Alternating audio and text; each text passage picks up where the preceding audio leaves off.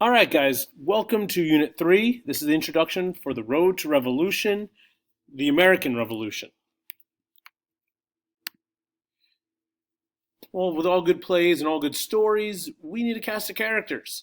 And this is a small, excuse the expression, small cast of characters. I'm not going to read through all of them myself, feel free, but notice some are in different colors. We have red, we have blue. Here's the rest of the cast, and now we have another color, white. I want you to start thinking about, look at the names, think about what makes each color different and why these names are a different color.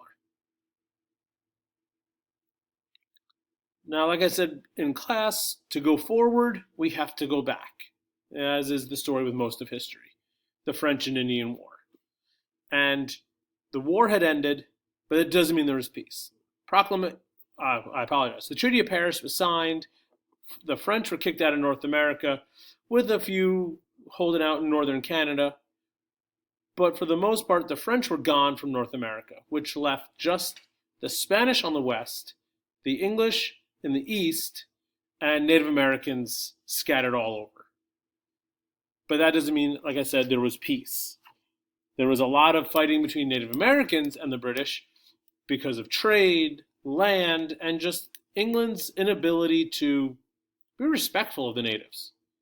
They refused to trade with them. They didn't respect their land, which was one of the key causes, if not the key cause, of Pontiac's rebellion, where Chief Pontiac, along with many other native tribes, rebelled and started attacking British settlements. They went back and forth, and that was essentially Pontiac's rebellion. It ended when Pontiac and the other leaders were invited to a peace meeting. Other leaders went, Pontiac did not. They were given a nice blanket as a parting gift, which just happened to be infested with smallpox, and Pontiac himself was hunted down and killed. But that is what ended Pontiac's rebellion. But as a way to keep the peace, the king instituted the Proclamation of 1763. The Proclamation of 1763 was a law, an order given by the king saying the colonists could not move west of the proclamation line. Here is that proclamation line. You see it in red right here. That happened to go along the ridge of the Appalachian Mountains. So the colonists had to stay over here, whereas the natives were over here, which really upset the colonists because they wanted to spread west. They had gained all this land up to the Mississippi River, over here up to the Louisiana Territory, which was formerly the Louisiana Territory, will become Louisiana again. They couldn't even go into Florida. They had to stay right here, and actually a lot of people that already were living here had to move back to the colonies, or at least they were told to move back to the colonies. It was designed to keep peace, but it really upset the colonists and got them really not trusting or not respecting the king anymore. The other thing that came of the French and Indian War were taxes. The king was broke. England itself was broke. They needed a way to raise their revenue, raise more money, and so the king instituted a series of taxes to bring money in. The issue with that was that the colonists had no representation in Parliament, and they wanted it. They wanted to have that representation. They wanted that say in their own government, and they felt really disrespected and kind of treated as half citizens, if not less. So some of these early on taxes, some of these acts, was the Sugar Act. It happened in 1764.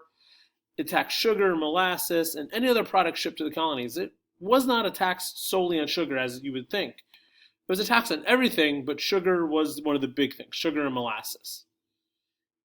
And this mainly affected the merchants because they're the ones that were buying the stuff and importing the supplies. They had to pay those taxes, and as a result, they had to raise their prices.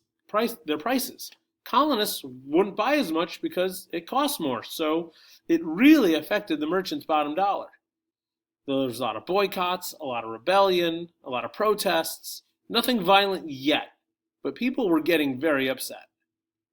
Sugar Act eventually is repealed, that same year. And then in 1765, we have what's called the Stamp Act.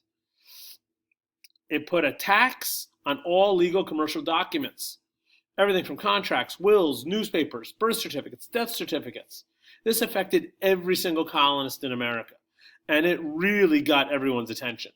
So much so that they called the Stamp Act Congress, which met in New York. More boycotts, more protests. They started to get a little bit more violent, tarring and feathering. Not hot tar, it was more of a pine sap, but it still got the message across. Colonists were not happy.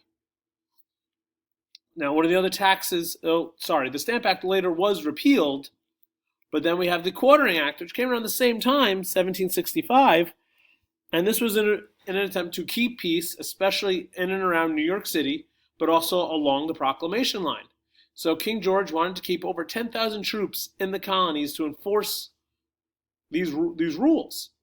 And he needed to save money because, well, that was the entire purpose of this whole process.